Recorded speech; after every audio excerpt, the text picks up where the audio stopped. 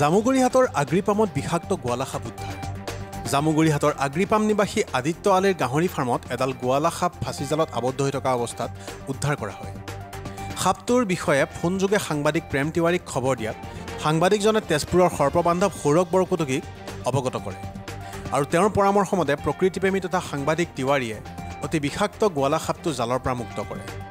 সৰ্পবান্ধৱ বৰকটকীয়ে video' কল যোগে পৰামৰ্শ দিয়াত তাৰে স্থানীয় যুৱক কিৰণ বৰাইলীৰ সহযোগত সাপটোক জালটোৰ পৰা মুক্ত কৰিবলৈ সক্ষম হয়। সাপটোক পাছত মুকলি কৰি দিয়া হয়। মই যেহেতু ব্যস্ত আছোঁ কিবা এটা কামৰ কাৰণে, সেয়ে তেওঁৰ পৰামৰ্শমতে মই আহিলোঁ আৰু স্থানীয় যুৱক যি কিৰণ কিৰণ বৰাইলী আজি এইটো মাত্ৰ নহয়, আগতো বহুত দুটামান সাপ ধৰি নিজে এৰিছে, সেইকাৰণে ই মোৰ লগৰ হয়, তাক মাতিছো মানে। তাৰপিছত আমি দুজনৰ সহযোগত স্থানীয় ৰাইজে যথেষ্ট সহযোগ কৰিলে আমাক, আমি দুজনে ধৰি সাপটো মুক্ত কৰিলোঁ। সাপৰ ভিতৰত বিষাক্ত সাপ যদি অসমত আছে, এইটো এক নম্বৰত আছে। এইটো এক নম্বৰ আছে। ইয়াত বহুতে দুটা মুখ বুলি কয়। হয়, ইয়াত ইতিমধ্যে ইয়াত তেওঁলোকে ভয়ো কৰি আছিল।